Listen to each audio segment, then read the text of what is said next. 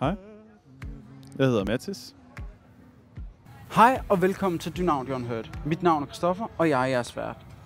Min næste gæst havde været på lidt for mange nedslidte tyske musiksteder, så der skulle ske noget nyt. Det betyder, at han skiftede grunge og hardcore ud med noget lidt blødere og mere historiefortælling. Mathis, mange tak fordi du havde lyst til at være med. Tak fordi jeg kan være. Du har lige været inde i vores mobile studie. Ja. Kan du snakke om, hvad var det for en oplevelse? Jeg synes, det var en fed oplevelse. Jeg vil sige, det var første gang, at jeg prøver at indspille en sang med et publikum på.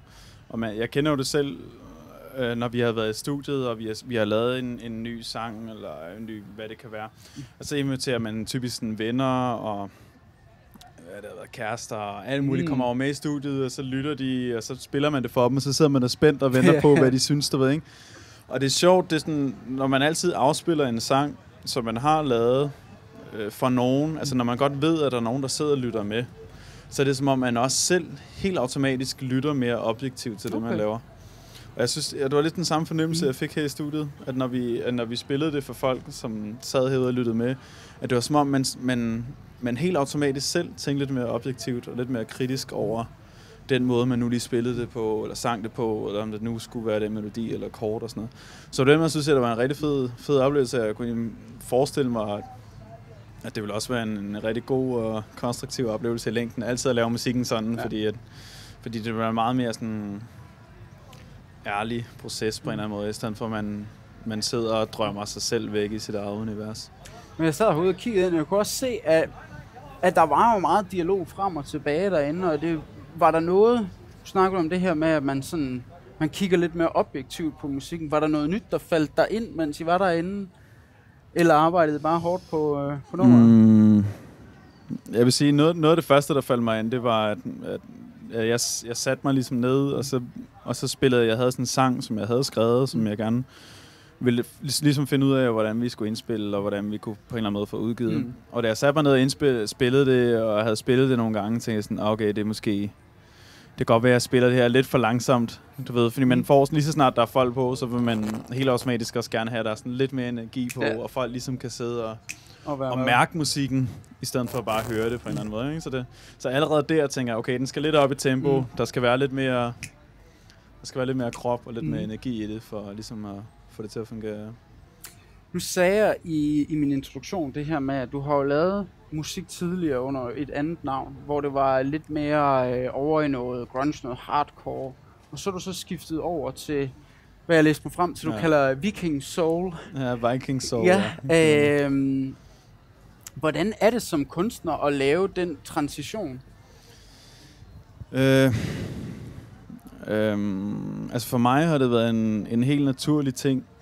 Jeg tror også, det var sådan helt oprindeligt, så startede jeg med at spille alt det her, som du siger, hardcore og metal og alt sådan nogle ting, da jeg var yngre, fordi jeg måske også havde en masse aggressioner, jeg gerne ville af med. Så jeg tror egentlig, det var lidt der, det startede. Og så havde jeg jo altid spillet guitar, og jeg spillede guitar hele mit liv.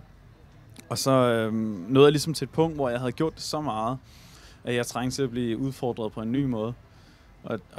Og det skete så på den måde, at jeg besluttede mig for, at jeg altid får at vide, at jeg har klaverfingre. Okay. Så jeg besluttede mig så for at købe et klaver. Skulle der ske noget ved det? Ja, og så du ved, jeg har altid lyttet til guitarbaseret musik, og så købte jeg mig et klaver, og så begyndte jeg lige pludselig at spille en masse på klaver, og så derigennem begyndte jeg også bare helt automatisk at lytte til klaverbaseret musik, som jo er sådan noget R&B og soul, jazz og alt sådan noget. Det er jo alt sammen klaverbaseret musik. Og derigennem så begyndte jeg også lige pludselig at sidde og skrive sange på det her klaver. Så på den måde, så nærmest fra den ene dag til det andet, så ændrede min måde at skrive sange på. Fordi jeg begyndte at skrive på et helt andet instrument, end jeg nogensinde havde gjort før.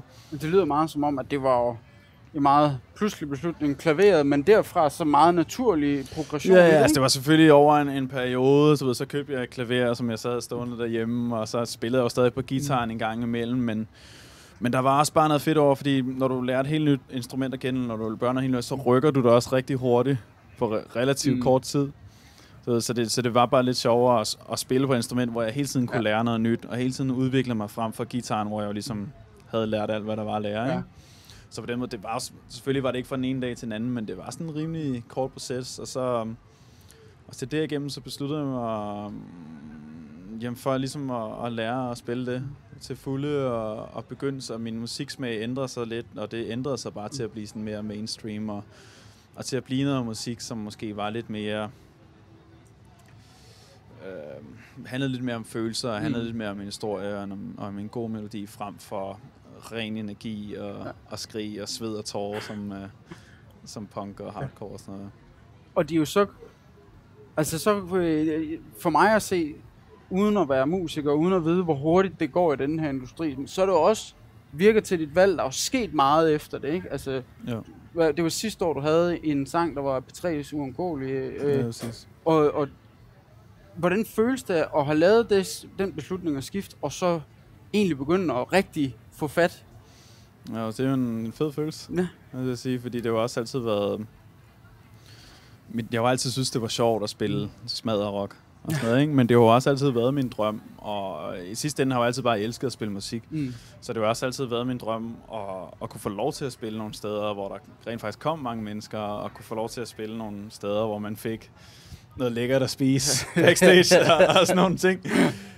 Så det har været en mega fed fornemmelse, og det har også bare været en bekræftelse i, tror jeg, at det jeg gjorde ligesom var det rigtige. Og det var det rigtige for mig, og det var en naturlig udvikling for mig, en naturlig musikalsk udvikling, ligesom at gå den vej. Jeg synes ofte, at man hører om, i hvert fald i musikbranchen, at der er jo det her begreb, at man sælger lidt ud, hvis man går over i noget mere mainstream. Ja. Hvordan er det, når man så sidder og har lavet den transition? Er det noget, du har mødt? Nej, faktisk ikke. Det synes jeg ikke, men nu tror jeg også, jeg bilder også mig selv ind i, at nu laver jeg mainstream, men det mainstream, jeg laver, er trods alt, synes jeg selv, rigtig, rigtig cool. Ja. Så jeg tror, altså de folk, der måske kender mig fra før tiden, vil stadigvæk synes, selvom det, jeg laver nu i dag, er meget mere, hvis de stadigvæk synes, det vil være mega sejt. Altså de vil stadigvæk synes, at det vil være totally badass. Og vil respektere mig for det, jeg lavede, fordi de rent faktisk synes, det er ret fedt. Også selvom det ikke er guitar med masse distortion, og jeg står og skriger, og alle tatoveringer i ansigtet og sådan noget. Men det er jo også et sjovt begreb, ikke? Hvordan... Jeg tror, alle har en reaktion, når de hører sell-out. Hvad er sådan din... Hvad tænker du om det? Kan man gøre det? Jeg tror, at sell-out for mig, det er sådan...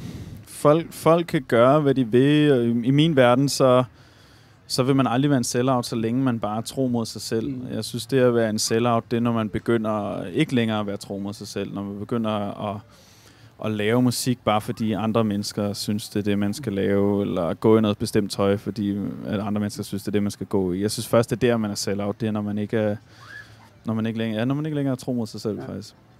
Ellers kan man jo gøre, hvad det passer ind. Ja, lige præcis. Bare så, hvis man har lyst til at tage en stor bold på hovedet eller et eller andet, fordi det er smart. Så vi har set rigtig meget hernede. Der har været folk, der er klædt ud så med enhjørning og regnbuer, og prøver det bare fedt. Altså, det er så godt. Hvis at du skulle give et råd til musikere, eller til folk, der gerne vil ind i branchen, der står der og tænker, det her, det er måske det, jeg skal lave. Hvad kunne du give af godt råd, der kunne gøre vejen lidt nemmere? Så vil jeg altid sige, altså det er altid netværk. Altså så handler det altid om at tage til koncerter og møde nye folk. Det handler om at tage til network events, for eksempel Koda og DPA og hvad de alle sammen hedder. De holder jo alle sammen sådan nogle arrangementer for folk, der gerne vil være sangskrivere, eller sanger, eller producer, eller hvad det skal være, ikke? Og så for mig handler det... selvfølgelig handler det om at være rigtig god. I sidste ende handler det om at være rigtig god til det, man laver.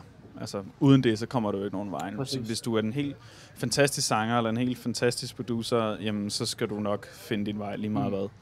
Men størstedelen af det er at møde de rigtige mennesker. Ligesom jeg mødte Ole, som er min producer, som jo så har lavet det musik sammen med nu, og stadig laver det musik, så jeg faktisk laver alt sammen med. Jeg vil jo slet ikke være, hvor jeg var i dag, hvis det ikke er ude fra ham. Og min musik vil slet ikke lyde, som den gør, hvis det ikke var ham. For det er jo lige så meget ham, der har været med til at forme mig, og forme et udtryk og finde frem til, hvad jeg gerne vil. Ikke?